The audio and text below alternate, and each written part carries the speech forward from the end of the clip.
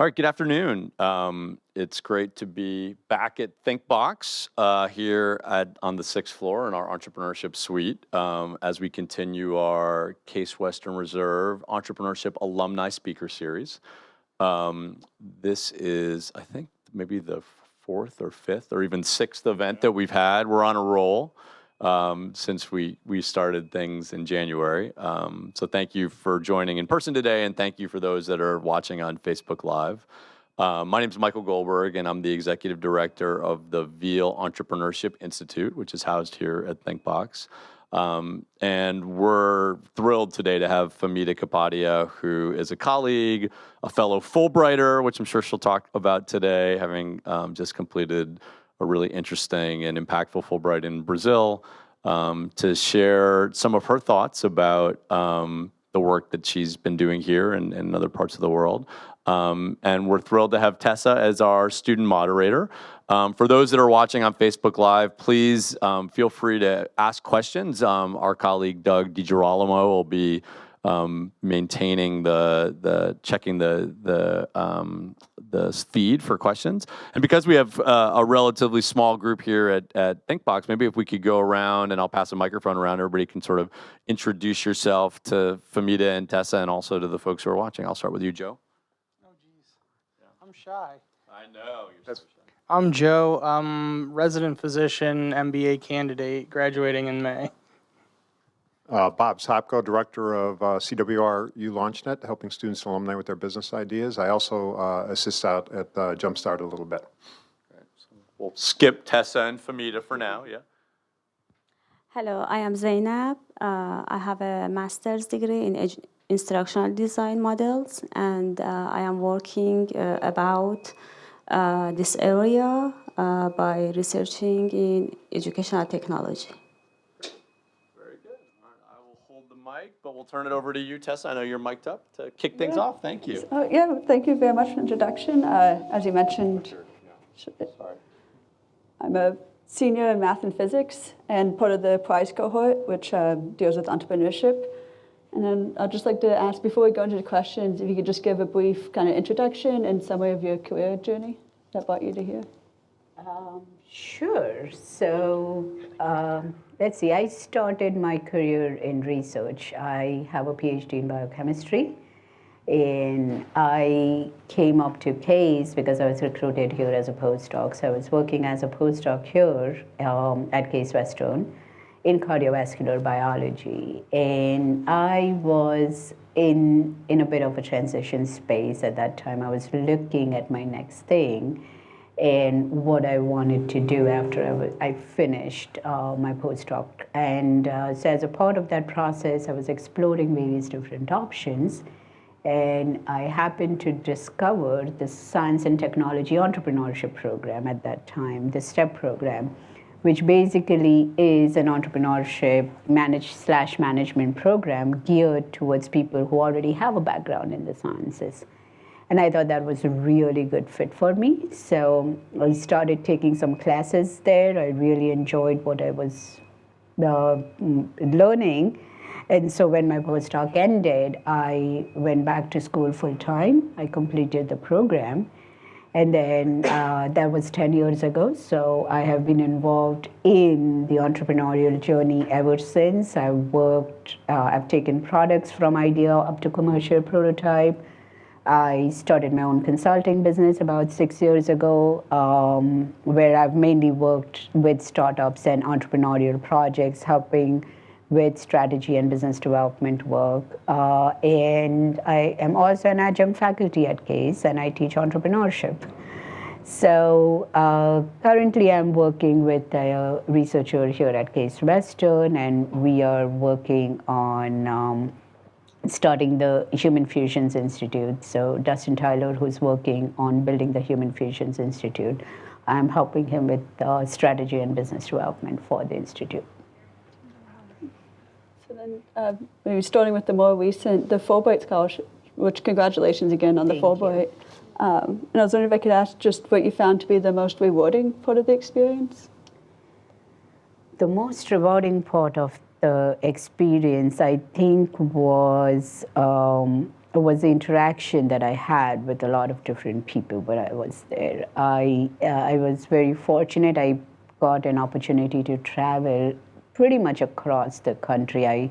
I visited about 7 to 8 different institutes, giving talks and doing design thinking workshops with the students, staff, faculty, and so I had a chance to interface with like a few hundred students in my short term of 4 months over there. I got to visit the entrepreneurial ecosystem in Brazil in different cities, and each city has their own flavor. And so it was just really exciting to see all the work that is happening over there. It was very interesting to see that the students there want the same things that we here, our students here, asking for. A more experiential curriculum, what will happen when they graduate, what are their job prospects, right? So globally, our students are expressing the same need. And just seeing the amount of entrepreneurial activity that's going on in Brazil and the work that they're doing was very exciting and inspiring for me. And I was curious too, obviously moving to Brazil, it's kind of a new area that you hadn't really been to before. What was the most challenging aspect? The language. I did not speak Portuguese. And and I am a very talkative person. I like to chat. And that was the most challenging part for me, was not being able to go and impromptu start conversations with people, right? But it was challenging, and at the same time, I think it was one of the best things that happened. One, because I was forced to learn the language, but at the same time, you learn to get around in a way that you had never done before. It was not my first time leaving a country and going to a new country, right? But when I moved to the United States from India, my culture shock was minimum, right? You speak the language, and the way the curriculum is designed here is different than the way we were used to studying in India. But besides that, I fit in pretty quickly when I moved here. And I used to tell this because the students there would ask me the same question there. And I said the most difficult part, this move from US to Brazil for 4 months was more challenging because I did not speak the language, because I could not communicate, right? And I could not say what I wanted to say. But that also, it really puts you out of your comfort zone, right? And you have to learn how to deal with it. But then you also get very innovative in how to deal with it and how to manage it and how to communicate when you don't speak the language. Luckily, we live in a time where we have so much technology at our disposal that we can do it. So Google Translate was the most amazing thing, right? Like, I mean, it didn't always work. Sometimes we would say something and Google Translate would give us a translation. We'd be like, no, that does not sound right, right? You would just read it. I'm like, I'm pretty sure you did not say that. But for the most part, Google Translate worked really, really well. And I was just telling Tessa earlier, I have had in-depth conversations on politics and culture and religion and all those things with my Uber drivers where neither of us spoke the other person's language. And we somehow made it happen. And then obviously you've lived in a couple countries and had the chance to network with so many people. Has that led to international entrepreneurship projects? What do you mean by international? Do you maintain those connections and continue working on projects? So with I am very much in touch with several people that I met in Brazil. The conversations are still ongoing. We still continue talking, and we're considering, ways in which we can work together. As far as India goes, I think I was very young when I left India, so I grew up in the United States, right? I moved here when I was 22, and so I think most of my adult life has been here, and so most of my connections have been here. I have family in India, but for the most part, I think my entire network is here in the United States. When we were talking previously, you mentioned with your consulting firm Kapamed, that you work on some projects across different continents and different time zones. I was wondering if you could just talk about some of the unique challenges that brings, and then also the unique benefits. Yeah, so I've had some interesting projects. So when I was one of the companies that I was working with, I had a team that was in 4 different continents. It was Asia, Australia, Europe, and the United States. And so there are a few different things that you have to deal with, which is time was, we could never have a team meeting, right? It was not that I could have a team meeting with people in India, US, Europe, and Australia at the same time. From a time perspective, right? And since I was a project manager, it was my job to interface with everyone and make sure that the project is moving along.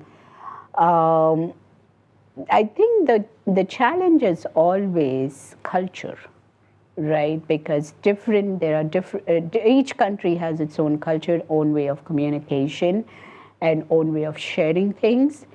And you have to be very, very mindful to not say or do things that will offend somebody else, right? And if you can navigate that piece, I think the rest of it falls in place. Because at the end of the day, people are the same, right? Wherever you go, people are the same. They want to work, they want to collaborate, they want to be productive, they want to create impact. And if you can create a relationship, you can work well together. Cool. Thanks. And I want to make sure I'm not taking up too much. So if anyone else has questions, please feel free to chime in or ask anything. And if not, I've got more. I'll ask you a question. I know you experienced the biodesign program out in... No, the design thinking. The design thinking. Maybe you can talk a little bit about your experience with design thinking and how you've integrated into your teaching and also to your work. Sure. Yeah. So I had been kind of ad hoc practicing. I've been practicing design thinking for the last 5 years. About 3 years ago, I had an opportunity to go to Stanford and formally go through their 4-day workshop on design thinking, specifically geared towards educators. And I have integrated that into my entrepreneurship class that I teach. So the way students in my class go through the process is we start with design thinking in the first third of the semester, where using design thinking, we flush out the ideas. We flush out the customer need, we flush out the idea, and we come up with a potential prototype of how we can solve their problem. And then in the next third of the semester, students really work on understanding and the market and what would be the right market for this product, and also building out the product. And then in the last third of the semester, they work on building out the business plan. So the way the course is structured is it's meant to get students up to the point of a formation of a viable startup that they can take out of the class if they so desire.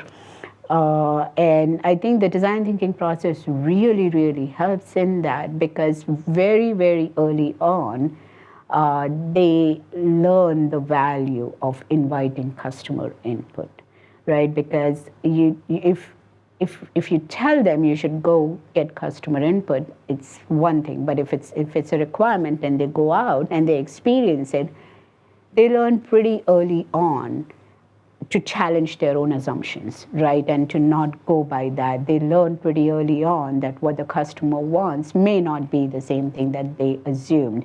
And then they get so used to testing the idea with the customer that halfway through the semester, I don't even have to tell them anymore. They get so good at it that they themselves just go out and it's like, oh, I did this, and then I went and I talked to this person, and I did this. And literally every single project in my class that I've had has had at least one pivot, right? So they get used to that. Bringing in input and pivoting as and when required. Some pivots are very large. Some pivots might be small. Well, we were looking at this customer segment, it didn't seem right, now we are going towards this customer segment. Or they might have started with a B2C model and now they're moving to a B2B model. But every single project goes through a pivot in that short span of 4 months, only because they get used to testing it constantly. Oh, I've got some more. About Should we get the mic? Should we get the mic? Hold on one second. Let's use the microphone just so everybody can hear on the. Thanks. Could you tell us about business plan? How we can designing a business plan for start our job? For your job? Yeah, for job for self-employed or entrepreneurship. Okay, so do you have an idea of what you wish to do? Like Yes. what would be the work that you would be trying to do? For example, about instructional design Okay, models. okay. That's it. Yeah. Okay, so I'm guessing that it would probably be a service that you're offering, or would it be a product that you're developing? The product. You're developing a product. Yeah. Okay, so do you know what your customer segment is, or who are you developing the product for? Yes, different company looking for a instructional designer, right? But by different average in the age. Okay, so across the spectrum, Yes. so from young to old. Excuse me. And so you have a product that you can help companies with developing instructional design? Yes. Okay, I think you need to understand, you have to get a little more specific about which industry you're trying to work for and who is your target population, and then how will they actually benefit from the product that you're trying to offer them, right? And then who is your competition in the market currently, who is already doing this, and how are you doing it different, or how are you doing it better than what they're doing? These would be like the first initial elements. Have you talked to any potential customers who can give you feedback on what you're trying to do? Yes. And what was the feedback? They need a new approach in the education, and I was designing different sample. For example, for one university, and they accept my project, but I wanna expand my design, and I need a business plan, I think, for this job. That would take you quite a little bit of time to build, but it looks like you already have your first segment, which is universities. In my home country. In your home country, yeah. Okay. So universities would be one customer segment, right? If you're looking at industries, that would be a second customer segment. So you would have to identify what are the different customer segments that you can work with, and then maybe build out a product that works for each of them. Doug, was there a question that came in on the? No. Okay. I was curious, I know you've had the chance to work with a lot of different entrepreneurial teams, from the students and then actually from founders outside of school. If you could speak to one or two traits that you found to be the most important for a team to be successful with the business? Coachable. Number one trait is coachable, both amongst entrepreneurs as well as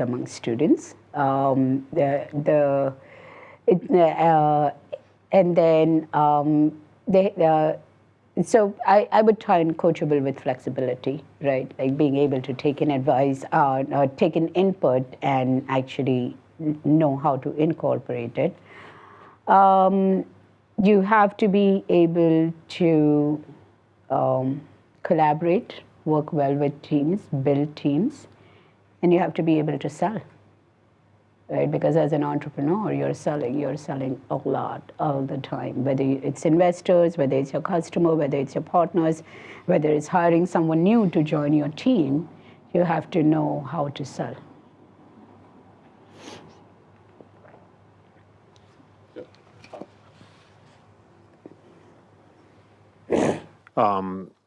So do you work with people in their like 30s and 40s and also with like people in their 20s? Mm-hmm. Do you see still a big divide in terms of digital acceptance with the elders? Or is that barrier starting to drop because this tsunami is just here, it's coming? Are people more accepting it it's like, there's still some people who they have some people print out their emails for them that are like in their 60s and that type of stuff. And I just wondered if you could speak to that divide, because I think it's getting flushed out a little bit. You're right. I think it is getting flushed out. So for most people that I have worked with, I've not really had to struggle with, saying, oh, we don't use technology, or that we are not accepting now towards technology. So luckily has not been my experience in most of the people that I have worked with so far. But yeah, where startups that I mentor, the students that I work with, as well as people that I've worked with through my consulting business, technology actually has never been a barrier. I think most of my clients have been pretty open and accepting of technology. In fact, they adopt it pretty well. It's also that most of my clients are in healthcare and tech space, where I think using technology is pretty normal. So that might be another reason why. Maybe if I had clients in a different demographic, I might see more of that. But in healthcare and technology, I've not really seen a lot of clients who don't use technology. Let me ask you a question back to Brazil and your Fulbright on kind of the ecosystem there. Did you find, obviously you're pretty familiar with the ecosystem here in Cleveland, having done work at BioEnterprise and other nonprofits funded by the government and foundation community. What did you see in Brazil in terms of sort of the role of government, the role of donors, and sort of supporting the ecosystem to ultimately help entrepreneurs? So I was pleasantly surprised. There is a significant amount of government support into the entrepreneurial ecosystem in Brazil as well. There is the government funds projects. The government has several nonprofit organizations, like we have Jumpstart and BioEnterprise here, that are built to support entrepreneurship. So one of the organizations that's largest in Brazil, that is across the country, which is a government-funded organization, it's called Sebrae. And one of the conferences that I attended, it was a conference on education, and it was hosted by Sebrae, and it was completely free. It was open to the public, and it was completely free. It was a 2 or 3 day conference of excellent speakers, great material, and completely funded by the government. They do have funding available as well to put into startup projects. I think one of the things that they struggle with is investor funding in Brazil. But I did see that there was a significant amount of government support into a lot of entrepreneurial activities. Also, I think much like the United States, different states have different impetus, right? So the state of São Paulo has a lot of impetus into entrepreneurship, and the state itself puts in a lot of funding where I was in Florianopolis in the state of Santa Catarina, it's also doing very well entrepreneurially because the state of Santa Catarina invests quite a bit into the entrepreneurial ecosystem. So you do have the role of state as well as the global government that plays into it. They tend to have an interesting model there where it's like a government community partnership model. So part of it is funded by the government, part of it is funded by private partners and other community organizations. And that seems to be a model that is pretty common over there. Great. Tessa, you want to ask the last question? We already did last. Yeah, I guess, well, I was curious if you have anything. I know you started your own consulting firm as an entrepreneur and kind of worked on different projects. If you have any advice for someone out there who's looking at either doing a more traditional career path or if they should kind of take the dive and start their own entrepreneurial project, if you have any advice, any specific factors that they should look at to kind of help them decide which way to go. So I think we are very lucky that we have fabulous resources on campus to help students. LaunchNet is one of them, right? We have the Veale Entrepreneurship Center now. So I would say the best way to do it is to connect with and talk to advisors and, learn from people, get input.